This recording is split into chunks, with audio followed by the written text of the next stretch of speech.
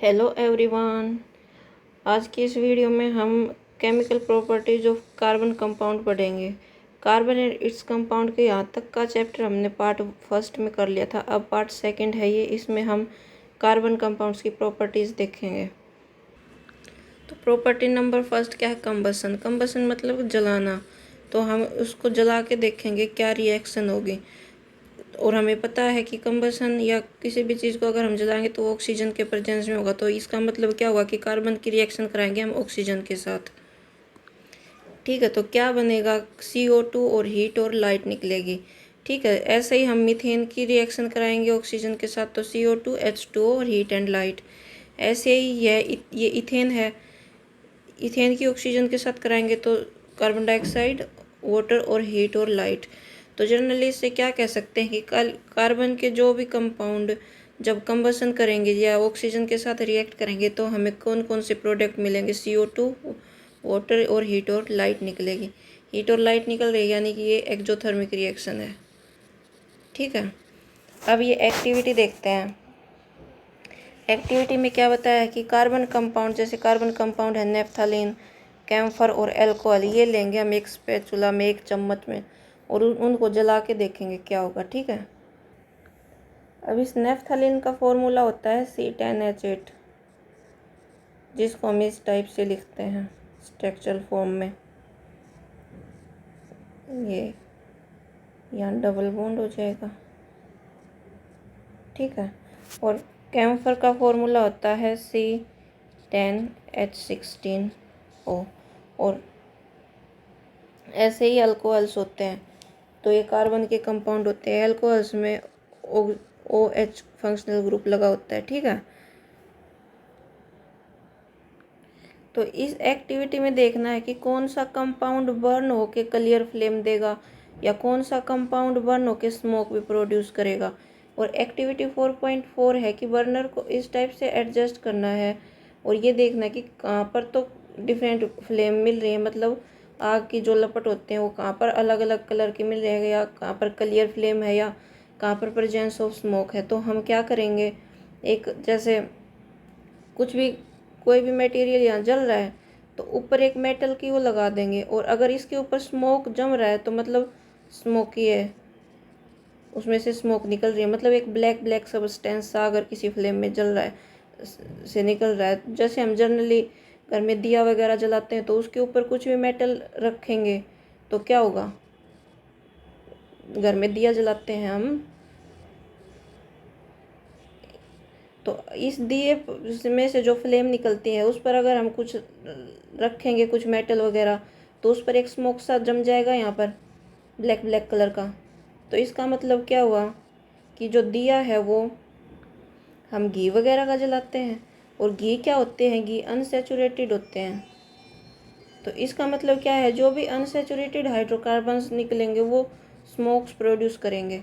तो हमें इस एक्टिविटी से क्या पता चला कि जो सैचुरेटेड हाइड्रोकार्बन्स होंगे, सैचुरेटेड हाइड्रोकार्बन मतलब जिनमें कार्बन कार्बन के बीच में सिंगल बॉन्ड होगी। ठीक है, कार्बन कार्बन सिंगल बॉन्ड, तो वो क्या है? वो क्लियर फ्लेम के साथ जलते हैं। क्लियर फ्लेम का मतलब, क्लीन फ्लेम का मतलब कि कोई भी स्मोक प्रोड्यूस नहीं करते। ठीक है, और जो अनसैचुरेटेड हाइड्रोकार्बन्स होंगे जिनमें डबल बॉन्ड या ट्रिपल बॉन्ड होगी, वो क्या करेंगे? वो yellow flame with loads of black smoke, उनकी फ्लेम का कलर येलो होगा और लोड्स ऑफ ब्लैक स्मोक मतलब वो धुआं भी प्रोड्यूस करेंगे। ठीक है, तो this result in suited deposit on metal plate in activity 4.3। तो जो वो धुआं की ये सूटी मतलब जो धुआं की जो परत सी जम जाती है ना, उसको बोलते हैं। तो वो किसकी वजह से हुआ? वो हुआ कि ये अनसैचुरेटेड हाइड्रोकार्बन्स बर्न हुए हैं।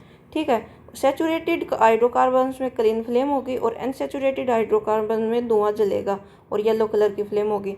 कभी कभी क्या होता है, जो ये सैचुरेटेड हाइड्रोकार्बन्स होते हैं ना, इनमें भी सूटी फ्लेम हो जाती है, मतलब धुआं जम जाता है। वो किस वजह से हो जाता है? वो हो जाता है लिमिटेड एयर सप्लाई।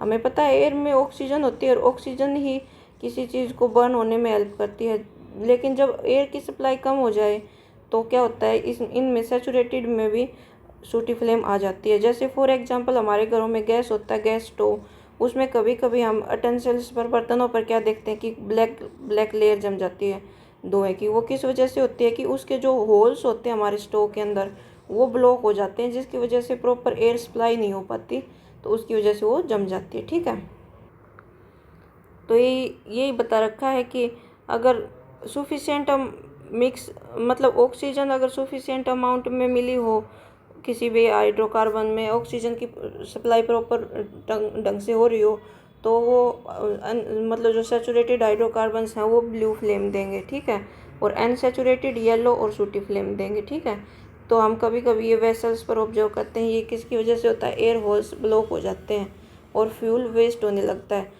मतलब एयर होल ब्लॉक हो जाएंगे तो जो फ्यूल है वो प्रॉपर तरीके से नहीं जल पाएगा, तो क्या होगा, अनकम्प्लीट कंबसन होगा। ठीक है, अब आगे क्या है, fuel such as coal and petroleum have some amount of nitrogen. जो कोयला और पेट्रोलियम है उसमें कुछ नाइट्रोजन और सल्फर भी होती है, जिसकी वजह से their combustion result in formation of oxide of sulphur, यानी सल्फर ऑक्साइड बना देते हैं ये जल के, और ये नाइट्रोजन ऑक्साइड बना देते हैं, जो क्या है, पोल्यूटेंट्स हैं, मतलब हमारे इन्वायरमेंट में ये पोल्यूशन कर देते हैं। ठीक है, तभी तो हमने सुना है कि जो पेट्रोलियम और कोयला के जलने की वजह से पोल्यूशन होता है, वो क्यों होता है, क्योंकि इनमें नाइट्रोजन और सल्फर होता है, जो जल के सल्फर डाइऑक्साइड और नाइट्रोजन डाइऑक्साइड, मतलब इनके नाइट्रोजन और सल्फर के ऑक्साइड बना देते हैं। ठीक है, why do substance burn with और without flame? Have you even observed either coal or wood fire?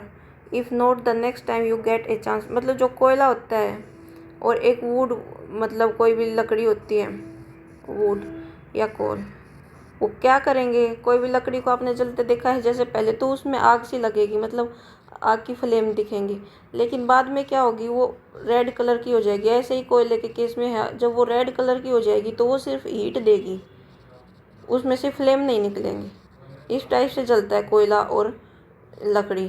ठीक है, बाद में वो फ्लेम देना बंद कर देते हैं, सिर्फ हीट निकलती है उनके अंदर से। तो क्या होगा,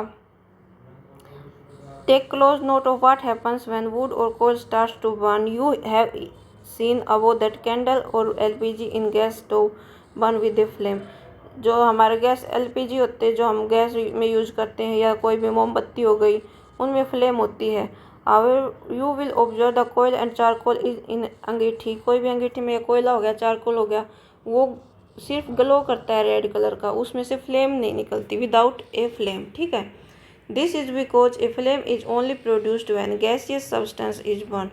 ये किस वजह से हो रहा है कि जो स्टोव है हमारी एलपीजी है, उसमें तो में से तो फ्लेम दिख रही है, लेकिन कोयला वगैरह जल रहा है तो फ्लेम नहीं दिख रही। ये इस वजह से हो रहा है क्योंकि जो गैसियस सब्सटेंस होंगे, जो मतलब गैस के फॉर्म होंगे, वो ही फ्लेम देंगे। ठीक है, व्हेन वुड और charcoal is ignited the volatile substance present vaporise and burn with a flame in the beginning.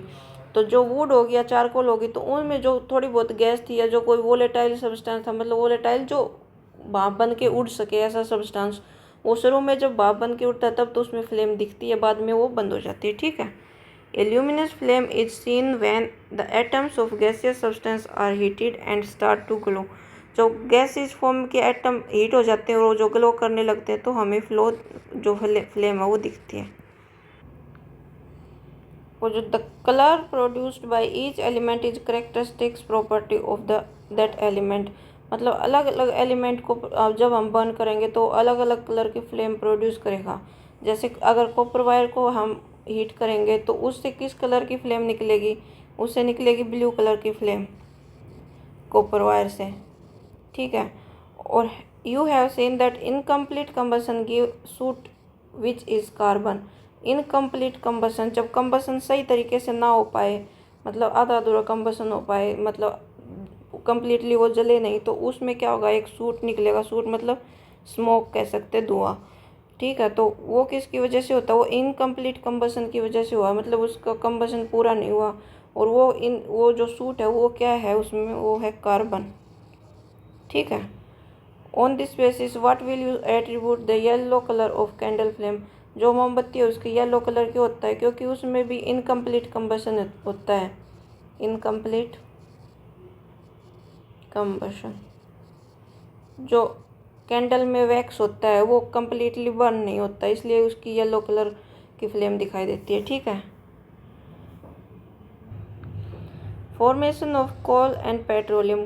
कोल और पेट्रोलियम कैसे बनते हैं? जैसे कोई भी बायोमास यानी पेड़ पौधे या कुछ भी हैं, वो जियोलॉजिकल और बायोलॉजिकल, उन पर जब कोई भी प्रोसेस होती है, मतलब वो किसी भी चीज़ के नीचे दब जाते हैं बहुत साल पहले से, तो वो ही बनाते हैं कोयल एंड पेट्रोलियम।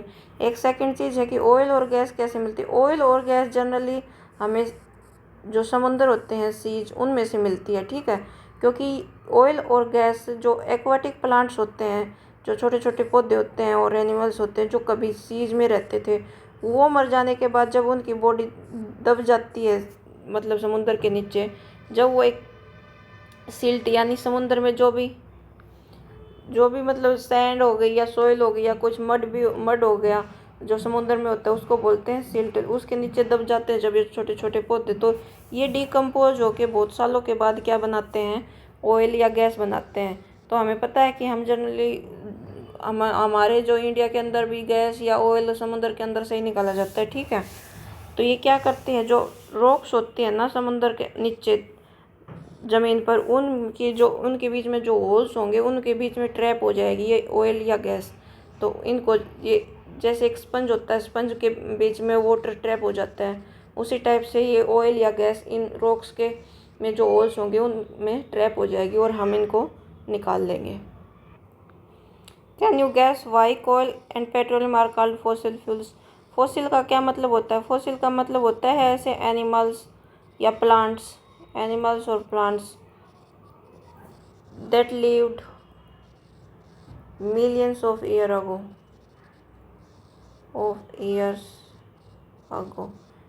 फॉसिल होते हैं ऐसे एनिमल या प्लांट जो बहुत साल पहले जीवित थे, लेकिन अब वो मर के क्या बन गया, उनका रॉक फॉर्म में बन गए हैं, डिकम्पोज होके, तो उनको बोलते हैं फॉसिल। और जो हमारा ये है कोयला और पेट्रोलियम, ये हमें इन्हीं से तो मिलता है जो बहुत साल पहले जो मर के दब के जिन्होंने अब जाके ये कोयला और पेट्रोलियम में कन्वर्ट हुए हैं, तो इसलिए इनको बोलते हैं फॉसिल फ्यूल्स। मतलब जो फ्यूल हमें फॉसिल से प्राप्त हो तो उनको बोलेंगे फॉसिल फ्यूल, और जो कोयला और पेट्रोलियम है ये हमें फॉसिल से ही मिल रहा है। ठीक है। आगे है, you have learned about oxidation reactions in the first chapter. Carbon compounds can be easily oxidised on combustion. हमने अभी पढ़ा कि कार्बन कंपाउंड, जैसे कार्बन ने ऑक्सीजन के साथ रिएक्ट करके CO2 बनाया प्लस हीट एंड एनर्जी, तो कार्बन का क्या हुआ है? ऑक्सीडेशन हुआ कार्बन का, क्योंकि कार्बन ने ऑक्सीजन गेन कर लिया, तो जहाँ ऑक्सीजन का गेन हो वहाँ होता है ऑक्सीडेशन। ठीक है। In addition to this complete oxidation, we have reactions in which alcohols were converted to carboxylic acid। इसी टाइप से ऑक्सीडेशन हो गया, जो अल्कोहल्स हैं कार्बन कंपाउंड्स के, वो कार्बोक्सिलिक एसिड में कन्वर्ट हो जाएंगे। ये है जैसे ये है इथेनॉल, ठीक है, और ये है इथेनोइक एसिड,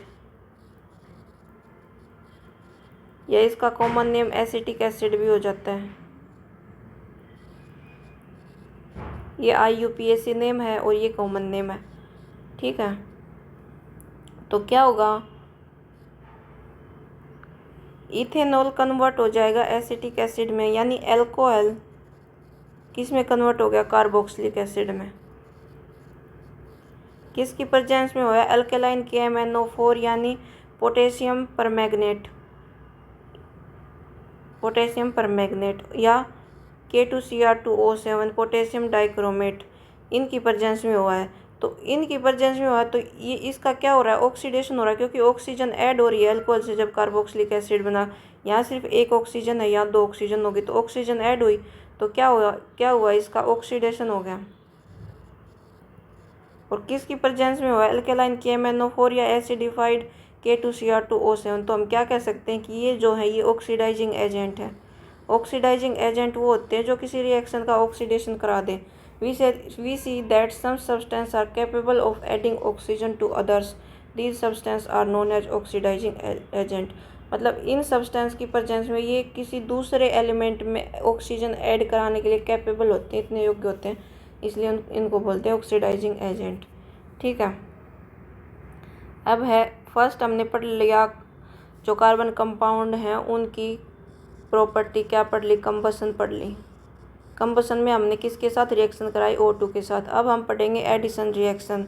एडिशन रिएक्शन में क्या होता है, जो अनसैचुरेटेड हाइड्रोकार्बन्स होते हैं जिनमें डबल बॉन्ड या ट्रिपल बॉन्ड हो, वो क्या होंगे, वो किसी भी कैटालिस्ट की प्रेजेंस में सच एज प्लेडियम या निकल की प्रेजेंस में क्या देंगे, सैचुरेटेड हाइड्रोकार्बन्स बना देंगे।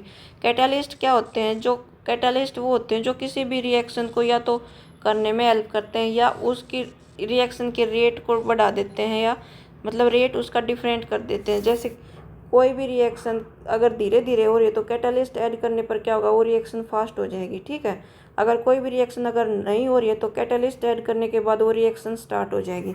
इस टाइप से जो कैटालिस्ट होते हैं वो रिएक्शन की रेट पर इफेक्ट करते हैं। ठीक है, तो इसमें एडिशन रिएक्शन में क्या होगा, जो अनसैचुरेटेड हाइड्रोकार्बन्स हैं जिसमें डबल बॉन्ड है वो सैचुरेटेड में कन्वर्ट हो जाएंगे। और इसका डेली लाइफ में या इंडस्ट्रियल यूज क्या है एडिशन रिएक्शन का, इंडस्ट्रियल यूज ये है कि जैसे हमारा वेजिटेबल ऑयल होता है, वेजिटेबल ऑयल क्या है, एक अनसैचुरेटेड हाइड्रोकार्बन्स है, अनसैचुरेटेड। इसको हम कन्वर्ट करते हैं सैचुरेटेड हाइड्रोकार्बन्स में, वेजिटेबल ऑयल कन्वर्ट करके हम इससे घी बनाएंगे, तो घी एक सैचुरेटेड हाइड्रोकार्बन है। तो ये इसका इंडस्ट्रियल यूज हो जाता है एडिशन रिएक्शन का। ठीक है, ये यही बता रखा है कि जो animal fat generally contain saturated fatty acids which are said to be harmful for health. तो जो ये सैचुरेटेड जो घी है, जो ये सैचुरेटेड हाइड्रोकार्बन्स है या इसको सैचुरेटेड फैटी एसिड भी बोल देते हैं, तो ये जो हमारी हेल्थ के लिए वो हार्मफुल होता है। और जो ऑयल्स होते हैं वो अनसैचुरेटेड फैटी एसिड्स होते हैं, उनमें जो उतना हार्मफुल नहीं होता हमारे हेल्थ के लिए, तो हमें कुकिंग के लिए ऑयल्स चूज करने चाहिए। ठीक है, सब्सटीट्यूशंस रिएक्शन। अब हमने कंबसन पढ़ ली, एडिशन पढ़ ली, और अब पढ़ेंगे सब्सटीट्यूशन रिएक्शन, मतलब सब्सटीट्यूट कर दे एक। पिछले चैप्टर में भी हमने पढ़ा था कि एक एलिमेंट दूसरे एलिमेंट की जगह ले ले या उसको सब्सटीट्यूट कर दे, उसको बोलते हैं substitution reaction. Saturated hydrocarbons are fairly unreactive and are inert in the presence of most of reagents. जो सैचुरेटेड हाइड्रोकार्बन्स होंगे यानी सिंगल बॉन्ड जिनके बीच में होगा वो अनरिएक्टिव होते हैं। ठीक है, in the presence of sunlight chlorine is added to hydrocarbons in a very fast reaction. Chlorine can replace the hydrogen atom one by one. This is called substitution reaction because one atom or a group of atoms takes place of another. तो ये saturation मैंने पहले ही बताया कि एक atom अगर दूसरे atom की जगह ले ले तो वो होगी सब्सटीट्यूशन रिएक्शंस। जैसे ये मीथेन है, मीथेन CH4, मीथेन ने क्लोरीन के साथ रिएक्ट करके क्या बना दिया, ये बनाया क्लोरोफॉर्म, क्लोरोफॉर्म, या इसको हम बोल सकते हैं क्लोरोमीथेन या मिथाइल क्लोराइड। तो ये क्लोरोफॉर्म इसका कॉमन नेम है। ठीक है, और क्या दूसरा प्रोडक्ट क्या बनाया इसने, hydrochloric acid HCl in presence of sunlight. तो ये होगी सब्सटीट्यूशन रिएक्शन। अब ये कुछ क्वेश्चंस दे रखे हैं, इनको देख लेते हैं। Why is the conversion of ethanol to ethanoic acid is oxidation reaction. क्यों है conversion of ethanol to ethanoic acid, ये हमने अभी पढ़ी है। ये रिएक्शन ये रही, ये है इथेनॉल, ये बन गया इथेनोइक एसिड। तो ये ऑक्सीडेशन रिएक्शन क्यों है, क्योंकि इसमें एडिशन ऑफ ऑक्सीजन हो रहा है, इसलिए ये ऑक्सीडेशन रिएक्शन है। तो हम क्या लिखेंगे, because oxygen is being added. ठीक है, नेक्स्ट क्वेश्चन है, a mixture of oxygen and ethyne is burned for welding. Can you tell why a mixture of ethyne and air is not used. Ethyne वाई लगा यानी triple bond है, triple bond, तो एक hydrogen या एक hydrogen यानी C2H2 ethyne, C2H2 plus oxygen, ये हम वेल्डिंग के लिए यूज़ करते हैं। ठीक है, तो इसमें पूछ रखा है कि मिक्सचर ऑफ इथाइन और एयर क्यों यूज़ नहीं करते। ठीक है, एयर क्यों यूज़ नहीं करते। तो अब ये देखो, इथाइन C2H2 प्लस ऑक्सीजन के साथ रिएक्ट करके क्या बनाएगा, ये बनाएगा CO2 प्लस H2O और हीट और लाइट देगा। कंबसन रिएक्शन में हमने पढ़ा था कि हाइड्रोकार्बन्स ऑक्सीजन के साथ रिएक्ट करके कार्बन डाइऑक्साइड, वाटर और हीट और लाइट देते हैं। ये एक्सोथर्मिक रिएक्शन होती है। तो जो ये हीट और लाइट है, इसकी वजह से ये वेल्डिंग में काम यूज किया जाता है। लेकिन अगर हम इसकी जगह एयर यूज कर लेंगे तो वो क्या होगा, ये अगर ऑक्सीजन के साथ यूज किया तो ये जो कम्प्लीटली बर्न हो जाता है, अभी हमने पढ़ा था। और जो चीज़ें कम्प्लीटली बर्न हो जाएं वो क्या करती हैं, वो एक क्लीन फ्लेम देती हैं। ठीक है, और अगर ये एयर के साथ रिएक्ट करेगा तो एक सूटी फ्लेम देगा, जिसकी वजह से इथाइल और एयर के मिक्सचर को हम वेल्डिंग में यूज नहीं करते। ठीक है, अब some important carbon compounds ethanol and ethanoic acid. Ethanoic acid और इथेनॉल के बारे में पढ़ेंगे अब हम। Properties of ethanol. इथेनॉल जो है जनरली हम commonly used, ethanol is commonly called alcohol. जो एल्कोहल है वो हम इथेनॉल को ही बोलते हैं, एल्कोहल। और इथेनॉल का फॉर्मूला होता है CH3CH2OH। ठीक है, and it is the active ingredient of all alcoholic drinks. जो भी एल्कोहलिक ड्रिंक्स होंगी, जैसे मेडिसिन होगी, टिंक्चर आयोडीन हो गया या कफ सिरप हो गई, उनमें सब में अल्कोहल होता है। तो वो अल्कोहल कौन सा होता है, वो इथेनॉल ही होता है। ठीक है, टिंक्चर ऑफ आयोडीन क्या होता है, ये एक एंटीसेप्टिक होता है, एंटीसेप्टिक, जिसमें अगर हमें वाउंड्स यानी घाव वगैरह हो जाएं छोटे मोटे तो उन पर यूज किया जाता है। ये भी अल्कोहल और आयोडीन इनका मिक्सर होता है। ठीक है, तो इसलिए इसमें भी अल्कोहल यूज हुआ। मेडिसिन वगैरह कफ सिरप में भी अल्कोहल यूज होता है। ठीक है, alcoholic drinks in addition because it is good solvent, it is used in medicines such as tincture iodine. मतलब टिंक्चर आयोडीन एक टाइप की मेडिसिन है तो ही, क्योंकि ये एंटीसेप्टिक है, एंटीसेप्टिक की तरह हम इसको यूज़ करते हैं। कफ सिरप्स में यूज होते हैं। एंड मैनी टॉनिक्स, और बहुत सारे जो टॉनिक होंगे उनमें भी हम अल्कोहल का यूज़ करते हैं। Ethanol is also soluble in water in all proportions. Consumption of small quantities of dilute ethanol cause drunkenness. अगर हम थोड़ी सी क्वांटिटी में इथेनॉल कर ले तो हमें ड्रंकनेस, जैसे हमने वाइन वगैरह पी रखे है, ऐसा फील होता है। Even though this practice is condemned, मतलब ऐसी प्रैक्टिस कंडेम्ड है, मतलब नहीं करनी चाहिए। It is A socially wide spread practice, however intake of A small quantity of pure ethanol called absolute alcohol can be lethal. ये जो हम अल्कोहल जनरली लोग पीते हैं वो क्या होती है, वो मिक्सचर होता है किसी किसी चीज़ का या डाइल्यूट होती है। अगर हम प्योर अल्कोहल का थोड़ा सा भी ले लें, जिसको प्योर अल्कोहल को यानी प्योर इथेनॉल जिसको बोलते हैं एब्सोल्यूट अल्कोहल, प्योर इथेनॉल यानी एब्सोल्यूट अल्कोहल, तो वो हमारे लिए बहुत ज़्यादा लेथल यानी घातक सिद्ध हो सकती है। Also long term consumption of alcohol leads to many health problem. अगर लॉन्ग टर्म तक कोई अल्कोहल पीता है तो उसको हेल्थ प्रॉब्लम्स हो सकती हैं। Reactions of ethanol. इथेनॉल के रिएक्शंस देखेंगे अब हम।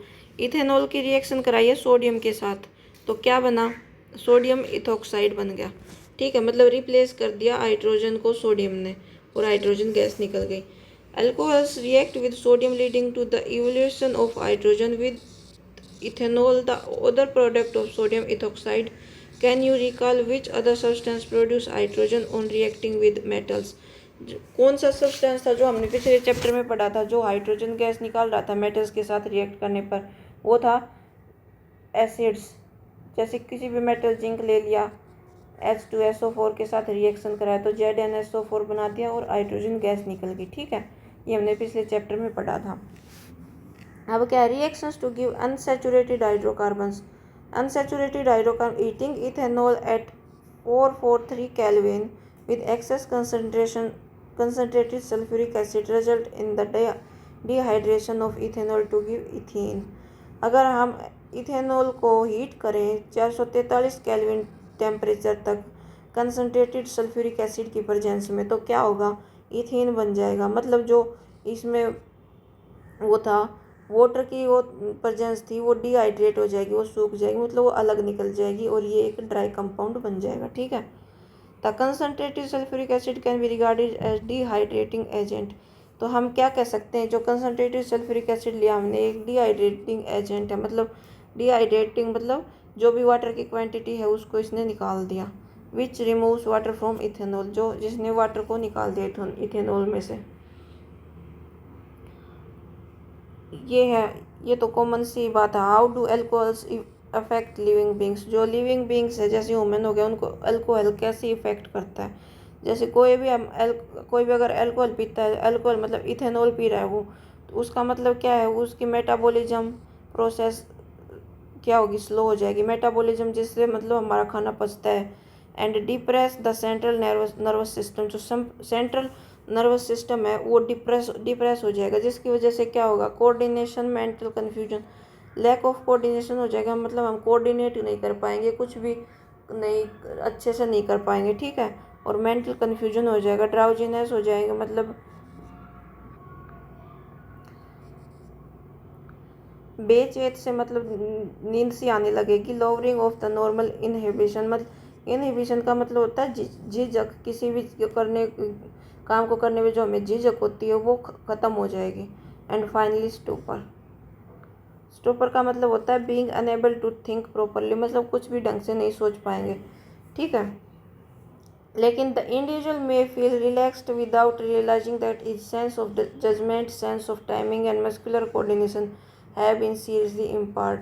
मतलब क्या होता है, इथेनॉल पीने के बाद, मतलब अल्कोहल का कंज्यूमशन करने के बाद कोई भी इंसान रिलैक्स्ड फील करता है, लेकिन वो इस चीज़ से नहीं पता कि उसका मस्कुलर कोऑर्डिनेशन या सेंस ऑफ टाइमिंग या सेंस ऑफ जजमेंट सब इम्पेयर्ड, मतलब बिगड़ चुका है। ठीक है। आगे है, unlike ethanol intake of methanol in very small quantity can cause death. Ethanol तो ठीक है, alcohol use as alcohol use कर लेते हैं, पी लेते हैं, लेकिन जो मिथेनॉल है, मिथेनॉल यानी CH2OH,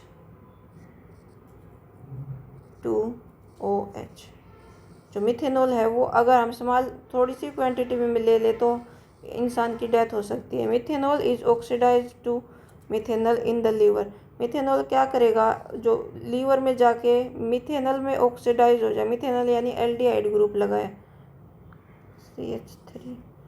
मिथेनॉल कैसे बन जाएगा, ये था मिथेनॉल CH3OH यानी CH3OH, ये हमारे लीवर में जाके किस में कन्वर्ट हो जाएगा, मिथेनॉल में, C डबल बॉन्ड OH। ठीक है, मिथेनॉल में कन्वर्ट हो जाएगा। Methanol react repeatedly with the components of cells, और जो ये मिथेनॉल है जो हमारी लीवर में सेल्स है उसके साथ बहुत तेज़ी से रिएक्ट करेगा। फिर क्या होगा, it coagulates the protoplasm in much the same way as eggs coagulate by the cooking. जैसे एग को कुक करने के बाद उसके अंदर जो लिक्विड होता है एग के अंदर वो सॉलिड हो जाता है, उसी टाइप से जो हमारे सेल्स के अंदर लिक्विड होता है, सेल्स लिक्विड, जिसको हम बोलते हैं प्रोटोप्लाज्म, उसको कोगुलेट कर देगा, मतलब उसको सॉलिड कर देगा, जैसे एग पकने के बाद सॉलिड हो जाता है उस टाइप का। और उसकी वजह से हमारे जो नॉर्मल सी बात है, अगर सेल में जो लिक्विड है वो ही अगर जम गया, वो ही सॉलिड हो गया, तो हमारी डेथ तो हो ही जाएगी। Methanol also affect optic nerves causing blindness, और मेथेनॉल हमारी ऑप्टिक नर्व्स जो मतलब आँखों की जो नर्व्स होती हैं उनको भी ब्लॉक कर सकता है, जिसकी वजह से इंसान ब्लाइंड हो जाएगा, अंधा हो जाएगा। Ethanol is an important industrial solvent to prevent misuse of ethanol produced for industrial use. जो इथेनॉल है, जो यानी अल्कोहल है, उसका इंडस्ट्रियल मतलब इंडस्ट्रीज में भी बहुत यूज होता है, तो इसको टू प्रिवेंट जो इंडस्ट्रियल यूज के लिए अल्कोहल प्रोड्यूस हो रहा है उसका मिस यूज होने के लिए, कि कहीं मिस यूज ना हो जाए, कोई इसको कंज्यूम ना कर ले, उसके लिए क्या करते हैं, इसको अनफिट बना देते हैं, पीने के लायक मतलब नहीं छोड़ते। कैसे बनाते हैं unfit, adding poisonous substance like methanol to it, या तो उसमें मिथेनॉल ऐड कर देंगे, मिथेनॉल आपने अभी पढ़ा कि बहुत खतरनाक होता है या उसमें कोई भी डाई ऐड कर देंगे, जैसे ब्लू कलर की कोई डाई ऐड कर दी तो इजीली आइडेंटिफाई हो जाएगा कि ये इंडस्ट्रियल यूज़ के लिए इथेनॉल है, ठीक है, ड्रिंकिंग पर्पज़ के लिए नहीं है। तो this is called denatured alcohol. तो इस प्रकार से अगर उसमें कुछ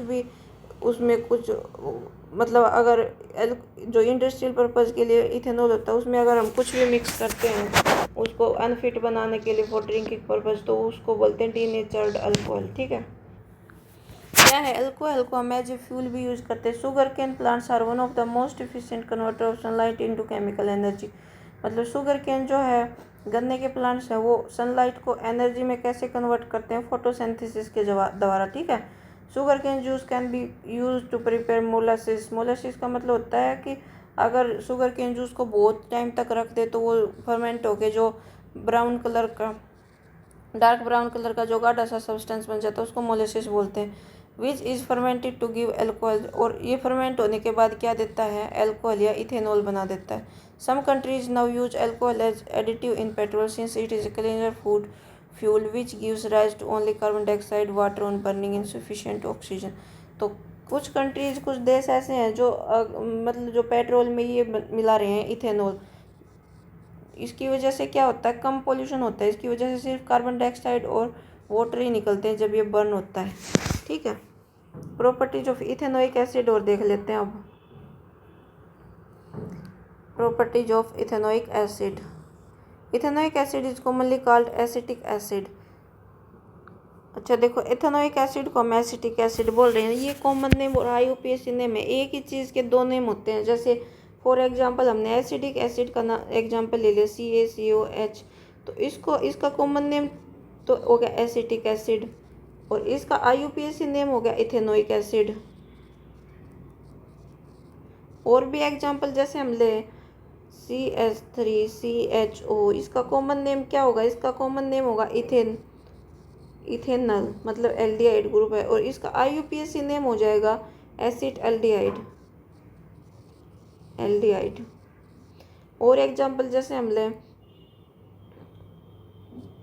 CH3COONA, यानी क्या हो गया, ये हो गया sodium ethanoate, IUPAC name ethanoate,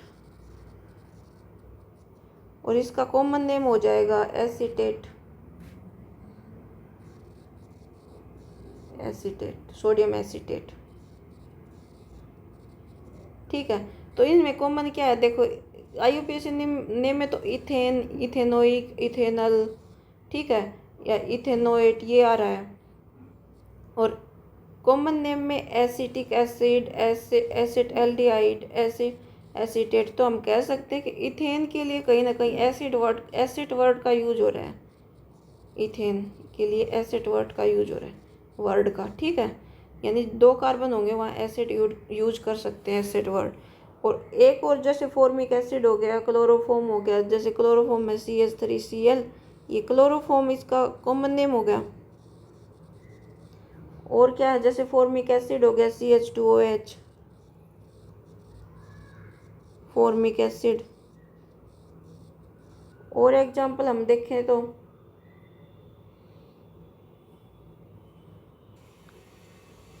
CH3OH यानी फॉर्मेल्डिहाइड।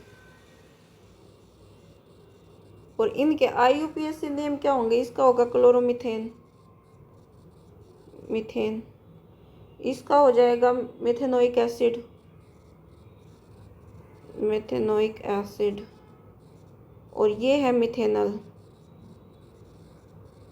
तो IUPAC नेम में तो मीथेन यूज हो रहा है, सब में मीथेन कॉमन, मीथेन, और इसमें फॉर्म कॉमन है।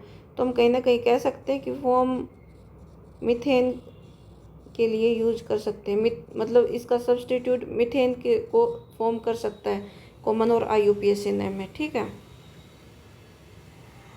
तो आगे देखो, ethanoic acid commonly called acetic acid and belong to group of acid called carboxylic acid. ये कार्बोक्सिलिक एसिड के ग्रुप से बिलोंग करता है, मतलब इसमें जो है फंक्शनल ग्रुप कार्बोक्सिलिक एसिड है, ठीक है। 5 to 8% solution of acetic acid in water is called vinegar. Vinegar जो हम कुकिंग पर्पज के लिए भी यूज़ करते हैं उसमें वो एसिटिक एसिड का ही सोल्यूशन है। मतलब अगर 10 ml अगर हमने वाटर लिया है, उसमें अगर 5 या 6 ml हम एसिटिक एसिड मिला दें तो वो बन जाएगा हमारा vinegar. It is used widely as preservative and pickles. जो अचार वगैरह होते हैं उनमें प्रिजर्वेटिव के रूप में भी इसको यूज करते हैं विनेगर को। The melting point of pure ethanoic acid is 290 degree kelvin, यानी लगभग 70 डिग्री सेल्सियस इसका मेल्टिंग पॉइंट होगा। मतलब इस पॉइंट पर जाके ये पिघलना स्टार्ट कर देगा। Hence it is often freeze during winters. मतलब अगर इसका मेल्टिंग पॉइंट इतना कम है, इस पॉइंट पर जाके ये पिघलना स्टार्ट कर देता है, तो इससे क्या होगा, विंटर्स के सीजन में ये जम जाता है। ठीक है, this give rise is name glacial acetic acid, और इसी की वजह से हम इसको ग्लेशियल एसिटिक एसिड बोलते हैं।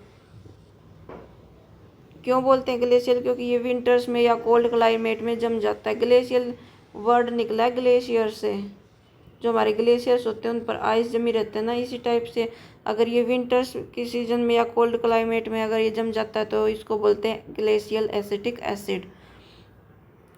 The group of organic compound called carboxylic acid are obviously characterised by their acidic nature. जो कार्बोक्सिलिक एसिड के कंपाउंड होते हैं वो एसिडिक होते हैं इन नेचर।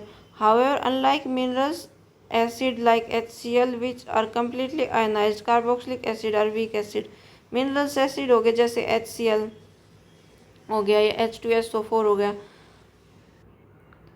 इनको मिनरल्स एसिड भी बोलते हैं या इनऑर्गेनिक एसिड भी बोलते हैं, क्योंकि ये नॉन लिविंग थिंग्स से हमें जनरली मिलते हैं। ठीक है, तो इसलिए इनको ये या तो मिनरल से मिलते हैं या नॉन लिविंग थिंग्स से मिलते हैं, इसलिए इनको HCl H2SO4 HNO3 इनको बोलते हैं मिनरल्स एसिड या इनऑर्गेनिक एसिड।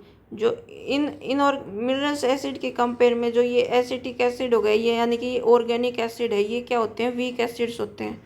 ठीक है, activity 4.7 compare the pH of dilute acetic acid and dilute hydrochloric acid using both litmus paper and universal indicator. Are both acids indicate by the litmus test, does the universal indicator show them as equally strong acid। इनकी pH देखनी है और litmus पर क्या effect होगा। Litmus पर तो जैसे कि बोथ एसिड है तो ब्लू को किस में कन्वर्ट कर देंगे, रेड में, लेकिन पीएच पर जो हाइड्रोक्लोरिक एसिड है, हाइड्रोक्लोरिक एसिड उसकी पीएच है वो कम होगी इससे एसिटिक एसिड से, एसिटिक एसिड की पीएच से कम क्यों होगी? क्योंकि पीएच एसिड्स में जितनी ज़्यादा पीएच होगी उतना ही ज़्यादा वो स्ट्रॉन्ग एसिड होगा। ये हमने पिछले चैप्टर में पढ़ा था कि एसिड्स में जितनी ज़्यादा पीएच मतलब 7 से जितनी ज़्यादा पीएच कम होगी उतना ही ज़्यादा स्ट्रॉन्ग एसिड होगा, और बेस में 7 से जितनी ज़्यादा पीएच वैल्यू होगी उतना स्ट्रॉन्ग बेस होगा। ठीक है, activity 4.8 Take 1 ml ethanol absolute alcohol and 1 ml glacial acetic acid along with a few drops of concentrated sulfuric acid in a test tube. Warm in the water bath for at least 5 minutes। ऐसे इसको इसमें test tube में हमने acetic acid ले लेना है और ethanol ले लेना है और इसको गर्म करना है। Pour into a beaker containing 20 to 50 ml of water and smell the resulting mixture। ये जो रिएक्शन होगी इस रिएक्शन को बोलते हैं एस्टरिफिकेशन। एस्टरिफिकेशन मतलब एस्टर बन रहा है। ये esterification ester are most commonly formed by reaction of an acid and alcohol. Ethanoic acid react with absolute ethanol in the presence of acid catalyst give ester. Ester यानी ethanoic acid ने react किया ethanol के साथ, presence of acid में क्या बनाया, ester. Ester का formula होता है ये यहाँ मिस टाइपिंग हुई है एस्टर के फॉर्मूले में। एस्टर का फॉर्मूला होगा CH3 C double bond O OC2H5। ठीक है, इसको बोलते हैं एस्टर, या ऐसे लिख सकते हैं C double bond O C2H5। ठीक है, generally esters are sweet smelling substance. जो इनकी स्मेल होती है वो स्वीट होती है। These are used in making perfumes and flavouring agent. इनको या तो परफ्यूम बनाने में यूज करते हैं या फ्लेवरिंग एजेंट, कोई भी जैसे वेनिला फ्लेवर होगा, किसी में भी हम कोई फ्लेवर डालते हैं उसको इसमें एस्टर का यूज करते हैं। On treating with sodium hydroxide which is an alkali, the ester converted back to alcohol and sodium salt of carboxylic acid। This reaction is known as saponification। Saponification reaction से ही हम क्या बनाते हैं, soaps बनाते हैं। ठीक है, अब ये क्या रिएक्शन होगी, स्पोनिफिकेशन मतलब एस्टर का ये बैकवर्ड रिएक्शन हो जाएगी इसकी। जब हम इसको किसके साथ ट्रीट करेंगे, इसको सोडियम हाइड्रोक्साइड के साथ ट्रीट करेंगे, जिसमें सोडियम हाइड्रोक्साइड के साथ ट्रीट होके long chain of carbons with sodium या मैग्नीशियम साल्ट्स ये बनते हैं, तो इनको बोलते हैं सोप्स। ठीक है, तो जो एस्टरिफिकेशन या उसकी अपोजिट रिएक्शन होगी स्पोनिफिकेशन, जो जिससे हम सोप्स वगैरह बनाते हैं। आगे देखो, ये हो गया एस्टर, इसने रिएक्ट किया NaOH के साथ, तो क्या बना, C2H5OH, ये तो एल्कोहल हो गया। और ये क्या बन गया, ये साल्ट बन गया, सॉरी वो बन गया सोप। अब इसमें सिर्फ ये अभी सोप नहीं बना है, क्योंकि इसमें सिर्फ 2 ही कार्बन यूज हुआ है। सोप में क्या होती है, एक लॉन्ग चेन होती है कार्बन्स की। ठीक है, reaction with base like minerals acid, ethanoic acid react with a base such as sodium hydroxide to give a salt sodium ethanoate और कॉमनली कॉल्ड सोडियम एसीटेट और water.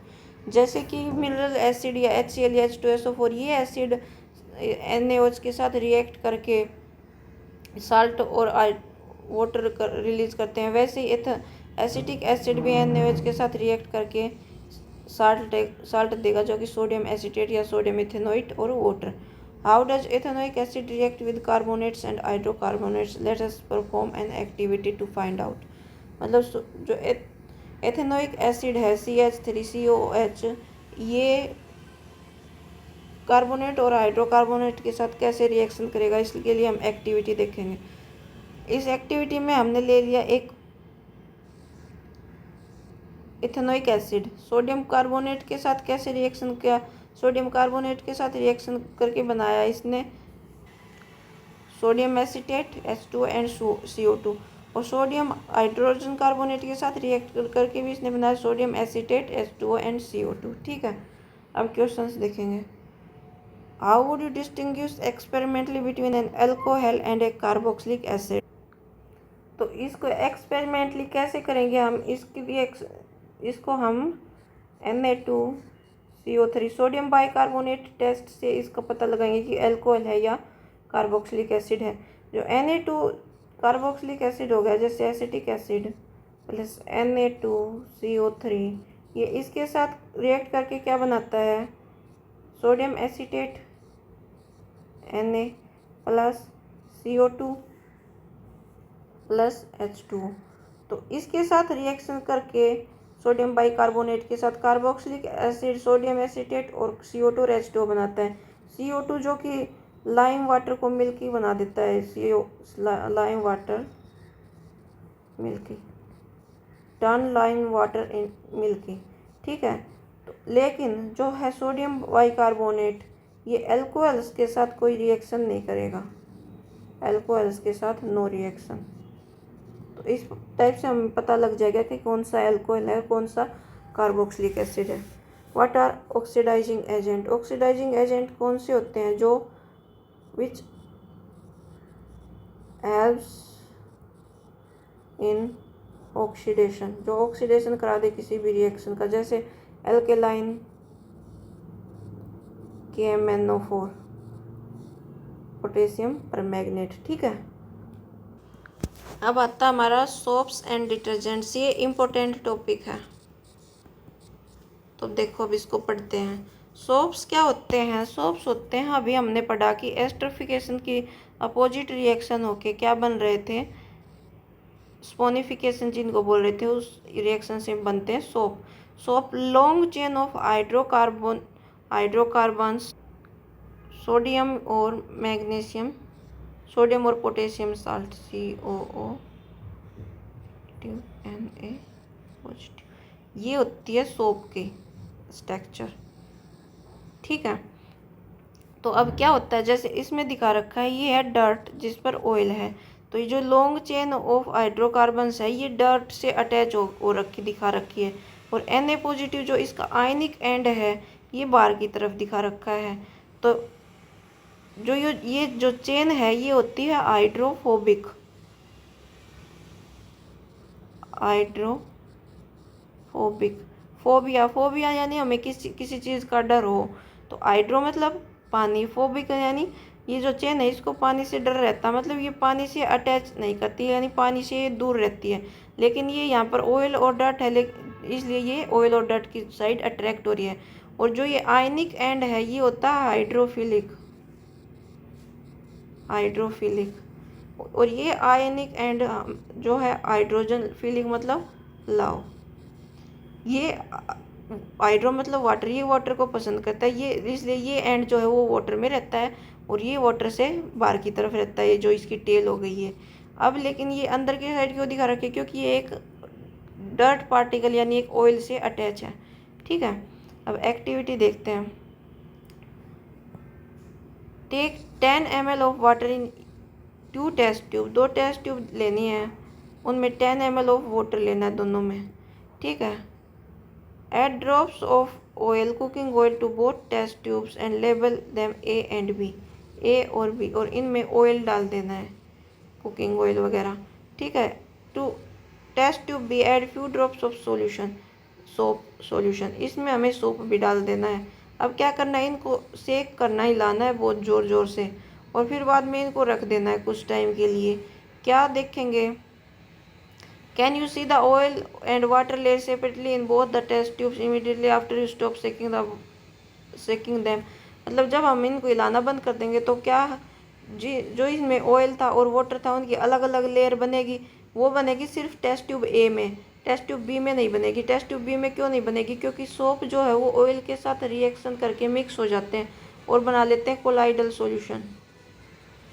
Colloidal solution, colloidal solution क्या होते हैं, colloidal solution जैसे हमारा हो गया fog, example से समझो, जैसे फोग हो गया और मिल्क हो गया। ठीक है,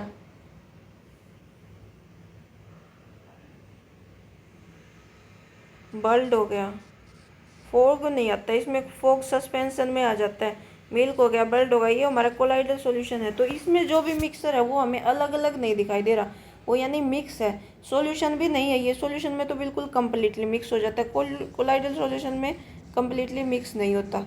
ठीक है, तो ये कोलाइडल सॉल्यूशन बना लेते हैं जिसको, जो हमें अलग अलग लेयर्स नहीं दिखेंगी इसकी, जिस टेस्ट ट्यूब में ये सोप ऐड हो गया। तो leave the test tube undisturbed for the some time and observe does the oil layer separate out in which test tube does happens first। जो टेस्ट ट्यूब ए है उसमें ऑयल लेयर सेपरेट आउट हो जाएगी क्योंकि इसमें कोई भी सोप नहीं है।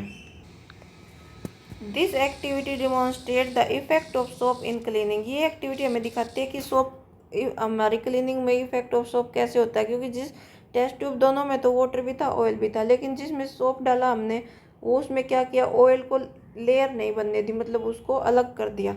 Most dirt is oily in nature and as you know oil does not dissolve in water, जो ज़्यादातर डर्ट होती है हमारे कपड़ों पर लगती है वो ऑयली होती है नेचर में, और हमें पता है कि ऑयल जो है पानी में डिजोल्व नहीं होता। The molecules of soap are sodium and potassium salt of long chain carboxylic acid, ये मैंने अभी बताया कि जो सोप होते हैं वो long chain of carboxylic acid के या तो सोडियम साल्ट्स होंगे या पोटेशियम साल्ट होंगे। ठीक है,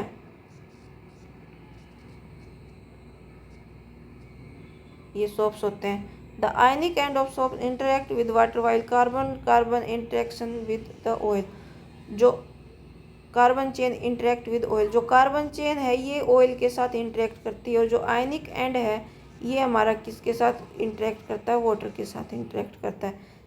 the soap molecules the form structure called micelles, इस टाइप से जो इंटरेक्ट करके जो सोप मोलिक्यूल स्ट्रक्चर बनाएंगे वो होगी मिसेल्स, जैसे ये स्ट्रक्चर है ये मिसेल्स है। ठीक है,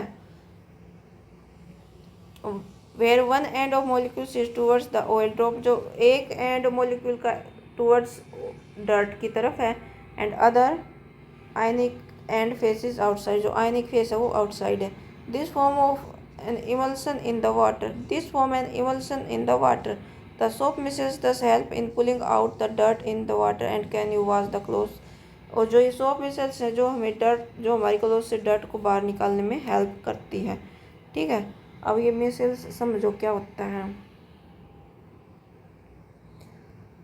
Soap molecules in which two ends have different properties. One is hydrophilic, that is it interact with water. एक एंड होता है जो हाइड्रोफिलिक होता है, जो वाटर के साथ इंटरेक्ट करता है, ये एंड है हाइड्रोफिलिक एंड।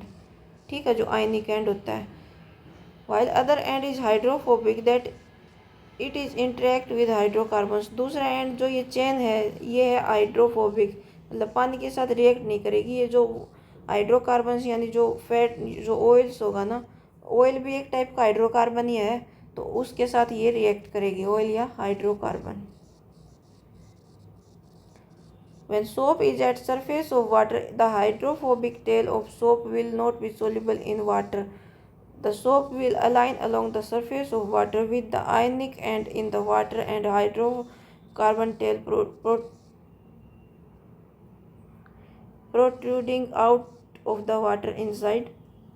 जब क्या होगा, सोप को अगर हम वाटर में डालते हैं, सोप को, ये वाटर ले लिया कोई भी,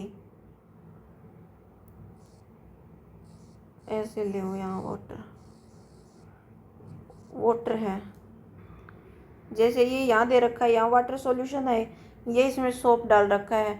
जो टेल है वो हमें पता है हाइड्रोफोबिक है, तो टेल बाहर की साइड हो गई क्योंकि ये हाइड्रोफोबिक है, ये इसको मतलब वाटर से नफरत है, वाटर से डर लगता है, तो ये बाहर की साइड हो गई। और जो ये आयनिक पार्ट है ये हाइड्रोफिलिक है, तो ये पानी में है।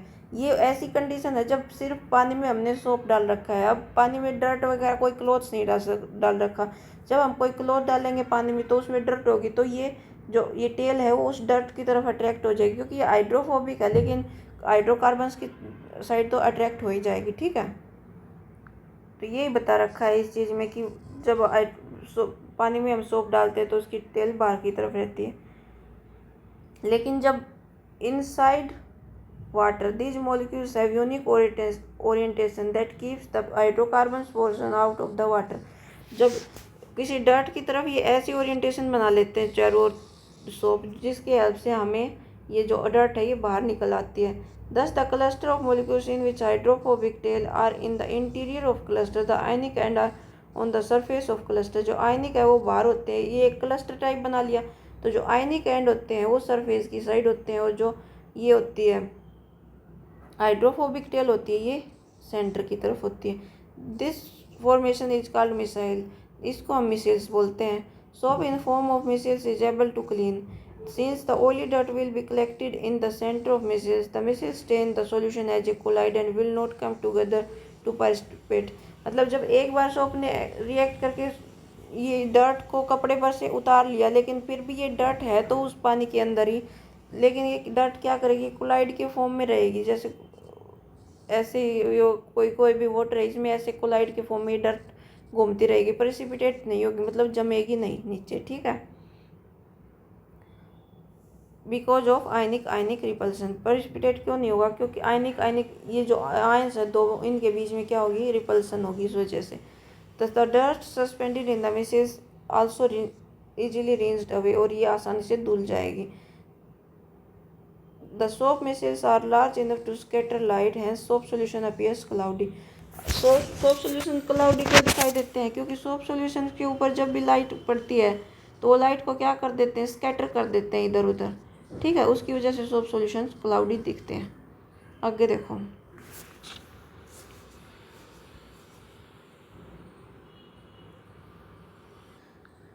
इस एक्टिविटी में क्या बता रखी है, हार्डनेस ऑफ वाटर बता रखी है। कई बार क्या होता है, पानी जब हम सोप अप्लाई करते हैं तो सोप प्रेसिपिटेट सा बन के गिरने लगता है, मतलब अच्छी तरह से डिजोल्व नहीं होता, मतलब फॉर्म नहीं बनते, उसमें जाग नहीं बनते। तो क्या होता है, क्योंकि वो वाटर हार्ड होता है, वो उस वाटर के हार्डनेस की वजह से जो प्रेसिपिटेट्स बन जाते हैं।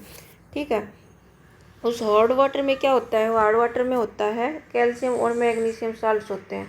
ठीक है, अब इस टेस्ट ट्यूब में क्या है, इस टेस्ट ट्यूब में बताया कि जो डिटर्जेंट है वो हार्ड वाटर को में काम कर जाते हैं, इसलिए हम डिटर्जेंट का यूज करते हैं कपड़ों को धोने के लिए जब वाटर हार्ड हो, और डिटर्जेंट्स का यूज शैम्पू वगैरह बनाने में किया जाता है। ठीक है, क्या है, have you ever observe while bathing the foam is formed with the difficulty and insoluble substance scum remains after washing with the water। कभी कभी हमें जो फोम बनने में डिफ़िकल्टी होती है पानी के साथ, और या जो इनसोल्यूबल सब्सटेंस जो जिसको स्कम बोलते हैं वो प्रोड्यूस हो जाता है, मतलब पार्टिसिपेट से बन जाते हैं। This is caused by reason soap with the calcium and magnesium salt which cause hardness of water.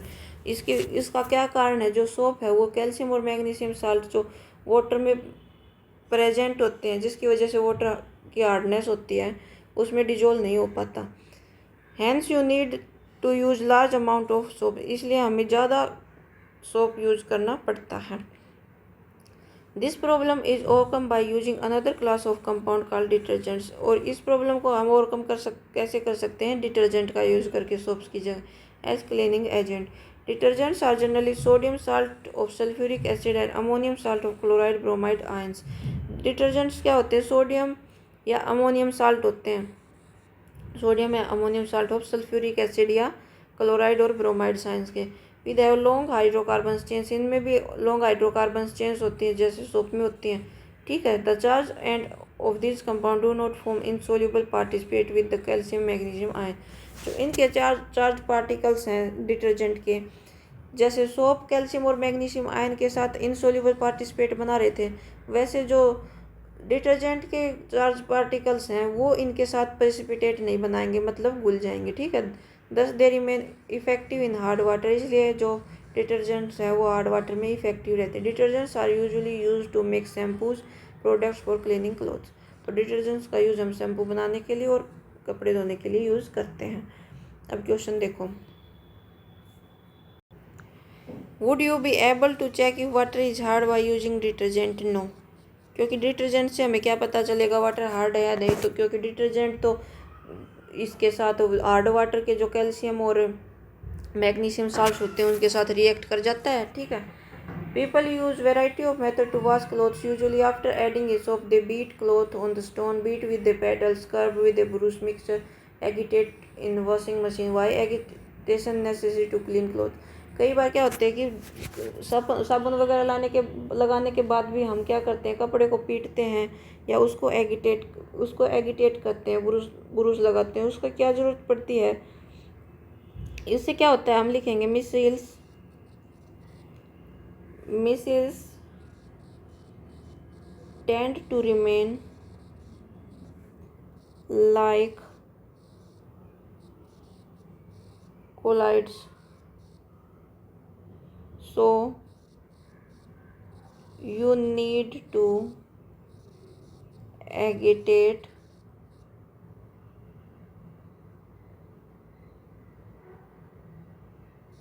to remove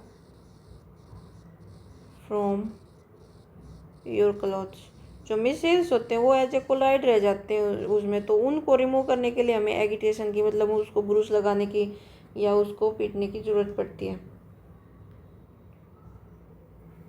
इससे क्या होता है, एगिटेशन से हमें जो get rid of oil trapped inside soap micelles. Soap micelles में ऑयल ट्रैप हो जाता है, उसको निकलने में हमें हेल्प मिलती है, ठीक है। आगे देखो, इसमें कुछ नहीं है, तो हमने अब तक चैप्टर में जो पढ़ा है उसकी समरी बता रखी है, ठीक है। एक्सरसाइज देखते हैं आप। Ethane with molecular formula C2H6 has, कितने कोवेलेंट बॉन्ड हैं इसमें? C2H6 H। तो 3 ये हाइड्रोजन के साथ, 3 इस हाइड्रोजन के साथ और एक ये, कितने हो गए? 7 covalent bond. Butanone is 4 carbon compound with functional group on लगा है, तो यानी कौन सा फंक्शनल ग्रुप है? कीटोन।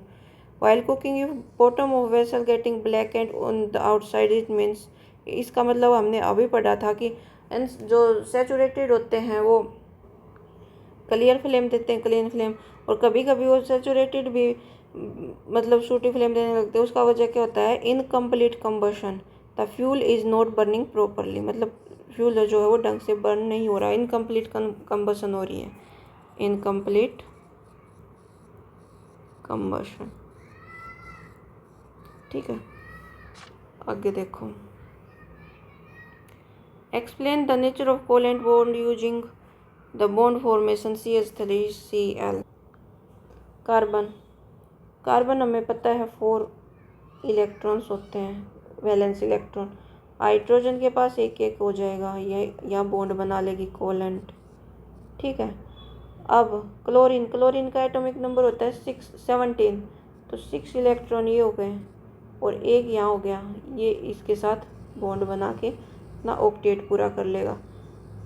कार्बन ने इसके साथ कर लिया, ये हाइड्रोजन ने कर लिया। ठीक है, तो नेचर ऑफ कोवेलेंट बॉन्ड क्या होगा? मतलब ये forms bond by sharing of electrons. ठीक है, the electron dot structure for ethanoic acid. देखो अब इथेनोइक एसिड यानी CH3COOH, एक कार्बन, 2 कार्बन, 3 कार्बन, यहाँ एक और कार्बन, यानी इन दोनों ने अपना इलेक्ट्रॉन शेयर किया। यहाँ डबल बॉन्ड बनेगा ऑक्सीजन के साथ, यानी एक इलेक्ट्रॉन यहाँ, एक इलेक्ट्रॉन यहाँ, एक यहाँ। ठीक है, अब क्या बना? इस ऑक्सीजन के साथ बना सिंगल बॉन्ड, और ऑक्सीजन ने एक इधर हाइड्रोजन के साथ बनाया सिंगल बॉन्ड, और यहाँ 1 2 3 4, यहाँ 4 इलेक्ट्रॉन ऑक्सीजन के, और इसने बना लिया एक हाइड्रोजन के साथ, एक हाइड्रोजन के साथ, एक हाइड्रोजन के साथ, तो ये इसके हो गए। और ये कार्बन के हो गए, और इधर से 1 2 3 4 5 6 7 8 ये इस कार्बन के हो गए, और ये इस ऑक्सीजन के हो गए, और ये इस ऑक्सीजन के हो गए, और ये हाइड्रोजन के हो गए। इस टाइप से ये बन जाएगी electron dot structure of ethanoic acid. Electron dot structure of H2S क्या होगी? सल्फर, यानी 16, यानी 6 इलेक्ट्रॉन होंगे वैलेंस सेल में, और ये हाइड्रोजन के एक एक, तो हाइड्रोजन ने यहाँ से बना लिया और सल्फर ने ये बना लिया। ठीक है, प्रोपेनॉन यानी कीटोन ग्रुप ऐड है, मीथेन, इथेन, प्रोपेन, 3 कार्बन्स हैं, 1 2 3, यहाँ कीटोन ग्रुप है। इलेक्ट्रॉन डॉट स्ट्रक्चर बाकी को हाइड्रोजन से फिल कर देंगे, हाइड्रोजन हाइड्रोजन हाइड्रोजन हाइड्रोजन। अब इसकी इलेक्ट्रॉन डॉट स्ट्रक्चर क्या होगी? ये हाइड्रोजन, ये हाइड्रोजन, ये हाइड्रोजन, ये कार्बन के बीच में, इस कार्बन के बीच में, और ये हाइड्रोजन, यहाँ हाइड्रोजन नहीं आएगा क्योंकि कार्बन 4 ही बॉन्ड बना सकता है, 2 इस साइड बना लिए, ये 2 यहाँ हो गए। ठीक है, तो इसने बनाया हाइड्रोजन के साथ, इसने बनाया हाइड्रोजन हाइड्रोजन, यहाँ क्या बना है? डबल बॉन्ड ऑक्सीजन के साथ और ऑक्सीजन के, और ये यहाँ हो गए। तो ये हो जाएगी electron dot structure of propanone. अब ये इसने ऐसे बना लिया, ऑक्सीजन ने अपना कैसे कर लिया कंप्लीट ऑक्टेट? ऐसे, ये हाइड्रोजन, ये हाइड्रोजन, ये हाइड्रोजन, यहाँ से इसने कर लिया ऐसे। ठीक है, ये इसकी हो गई F2 की। अब F2 की देखते हैं इलेक्ट्रॉन डॉट स्ट्रक्चर।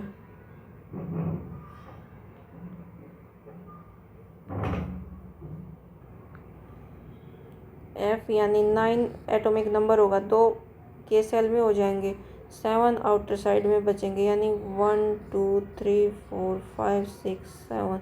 दूसरे F के पास 1 2 3 4 5 6 7, तो ये बॉन्ड बना लेंगे आपस में ऐसे। ठीक है, आगे देखो, what is the homologous series, explain with example. Homologous series हमने पढ़ी थी, ये है homologous series. Such series of compounding in same functional group substitutes the hydrogen in carbon chain called homologous series. जैसे ये है मिथेनॉल, इथेनॉल, प्रोपेनॉल, ब्यूटेनॉल, तो इनमें सेम फंक्शनल ग्रुप है। कोई भी सेम फंक्शनल ग्रुप हो जाए तो जैसे ये हो गया मिथेन, इथेन, प्रोपेन, ब्यूटेन, ये भी होमोलोगस सीरीज है क्योंकि इनमें CH2 यूनिट का गैप है, मतलब डिफरेंस है, सेम यूनिट का डिफरेंस है, तो ये होती है homologous series. How can you ethanol and ethanoic acid differentiated on basis of their physical and chemical properties. Ethanol and ethanoic acid, देखो यहाँ लिख देते हैं इथेनॉल, इथेनॉल और इथेनोइक एसिड क्या होते हैं। इथेनॉल में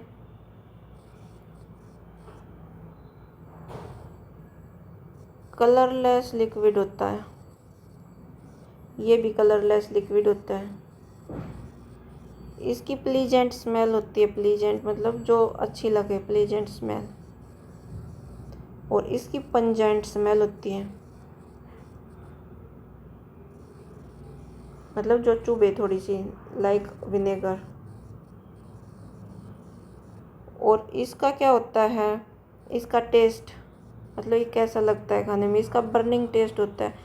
जैसे अल्कोहल वगैरह कोई पीता है तो उसको जैसे जल जाती है जीभ सी, वैसा बर्निंग टेस्ट होता है। और इसका टेस्ट होता है सोर, खट्टा। एसिड है तो सोर तो होएगा, खट्टा तो होएगा, ठीक है।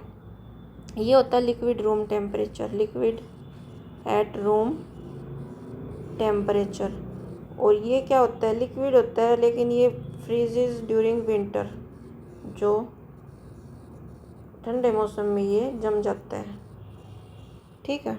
अब इसकी ये तो हो गई फिजिकल प्रॉपर्टीज। अब इसकी केमिकल प्रॉपर्टीज के बेस पे क्या डिफरेंस होगा। केमिकल बेस की हमने पढ़ा था कि ये N2CO3 यानी सोडियम बाइकार्बोनेट के साथ रिएक्ट नहीं करता, और ये रिएक्ट करके क्या बनाता है, COOH, NaHCO3 रिएक्ट करके बनाएगा sodium acetate CH3COONA plus sodium carbonate Na2CO3 plus CO2 plus H2O, ठीक है। तो ये केमिकल प्रॉपर्टीज़ के बेस पे डिफरेंस हो जाएगा। नेक्स्ट क्वेश्चन है, why does micelles formation take place when soap is added to the water, will micelle be formed in the other solvent such as ethanol. Micelles कैसे बनते हैं, हमने just अभी पढ़ा है कि जो हाइड्रोफोबिक टेल है वो ऑयल्स की तरफ अट्रैक्ट हो जाती है, हाइड्रोफोबिक टेल और जो हाइड्रोफिलिक पार्ट है वो वाटर की तरफ अट्रैक्ट हो जाता है। इस टाइप से मिसेल्स बनती हैं। लेकिन क्या है कि will a micelle be formed in other solvent such as ethanol, ethanol में मिसेल्स भी बनेंगी, तो इसका आंसर होगा नो। क्यों नहीं बनेंगी, क्योंकि क्या होगा, जो एल्कली चेन है ऑफ सोप्स की जो चेन है वो सोल्यूबल है इन एल्कोहल, मतलब जो चेन है सोप की वो एल्कोहल में सोल्यूबल है, उसमें घुल जाएगी, इसलिए कोई भी मिसेल्स इथेनॉल में नहीं बनेगी, ठीक है। नेक्स्ट क्वेश्चन है हमारा,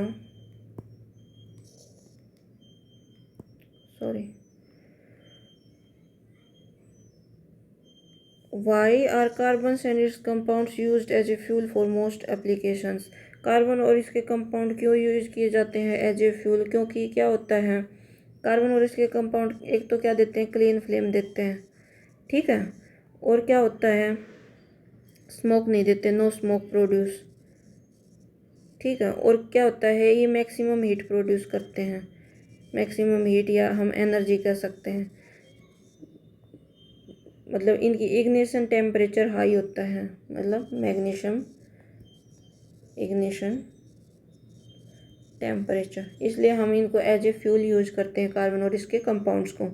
explain the formation of scum when hard water is treated with vote soap. जो स्कम बनता है, मतलब जो प्रेसिपिटेट बनते हैं, उसको एक्सप्लेन करना है जब हार्ड वाटर को ट्रीट करते हैं हम सोप के साथ। तो क्या होगा, स्कम क्या होता है, स्कम स्कम होता है प्रेसिपिटेट, प्रेसिपिटेट formed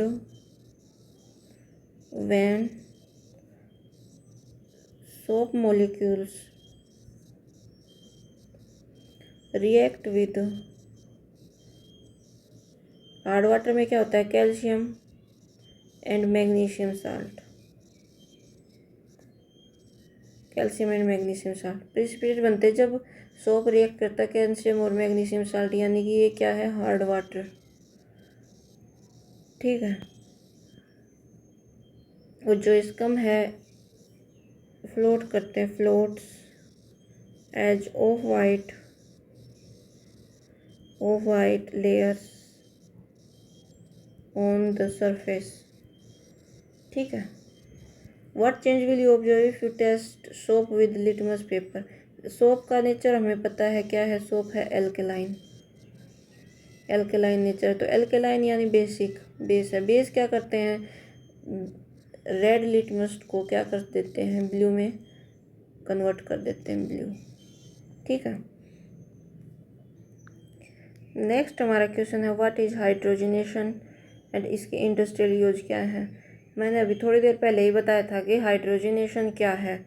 हाइड्रोजनेशन है जो अनसैचुरेटेड हाइड्रोकार्बन्स होते हैं, जैसे अनसैचुरेटेड हाइड्रोकार्बन्स हो गए, अनसैचुरेटेड मतलब जिसमें डबल बॉन्ड हो या ट्रिपल बॉन्ड हो, तो ये अनसैचुरेटेड हाइड्रोकार्बन्स को हम किसी भी कैटलिस्ट की प्रेजेंस में, जैसे निकल कैटलिस्ट की प्रेजेंस में हम जब रिएक्शन कराते हैं तो ये सैचुरेटेड में कन्वर्ट हो जाते हैं। ठीक है, ये सैचुरेटेड मतलब सिंगल बॉन्ड, ये सैचुरेटेड में कन्वर्ट हो गए, तो इसी को बोलते हैं हाइड्रोजनेशन। ये रिएक्शन क्या है, hydrogenation. Process of adding hydrogen, ये ऐड करिए hydrogen in presence of catalyst to, process of adding hydrogen in unsaturated hydrocarbons in presence of catalyst nickel to give saturated hydrocarbons is called hydrogenation. तो इसका industrial use क्या है, industrial use vegetable oil, oil को घी में convert करना, घी या fat कह सकते हैं। ठीक है, तो ये इसका इंडस्ट्रियल यूज हो गया। आगे है what of the following hydrocarbons undergo addition reactions. तो ये C3H6C2H2 एडिशन रिएक्शंस होंगी, क्योंकि हमने एडिशन रिएक्शंस में पढ़ा था कि अनसैचुरेटेड हाइड्रोकार्बन्स, जो अनसैचुरेटेड हाइड्रोकार्बन्स होते हैं, अनसैचुरेटेड हाइड्रोकार्बन्स, वो ही एडिशन रिएक्शन होती है उनमें ही। तो ये तो सैचुरेटेड है, ये क्या है, इथेन है, प्रोपेन, ये है प्रोपीन, और ये क्या है, इथाइन। तो ये ही क्या होंगे, एडिशन रिएक्शन इनमें होगी। Give a test that can be use to differentiate between saturated and unsaturated hydrocarbons. Saturated और अनसैचुरेटेड हाइड्रोकार्बन्स के लिए हम कौन सा टेस्ट यूज करते हैं, वो हम यूज करते हैं bromine test, bromine water test. एक सेकंड रुको, इसके लिए हम यूज करते हैं bromine water test, bromine water test. ठीक है, ब्रोमीन का कलर कैसा होता है, ब्रोमीन वाटर का test colour brown red colour होता है। ठीक है, क्या होगा, अब जो अनसैचुरेटेड होंगे, अनसैचुरेटेड, वो इस कलर को डीकलर कर देंगे, डिकलराइज्ड, और जो सैचुरेटेड होंगे, सैचुरेटेड, वो नो रिएक्शन, मतलब कलर को सेम रहने देंगे। ठीक है, explain the mechanism of cleaning action of soaps. ये हमने अभी जस्ट पढ़ा है, क्लीनिंग एक्शन ऑफ सोप्स कैसे क्लीन करता है, ये यहाँ पढ़ा है, तो ये यहाँ से देख लेंगे। ठीक है, तो आज की वीडियो में इतना ही। अगर अच्छा लगे तो लाइक शेयर एंड सब्सक्राइब करना। Thank you.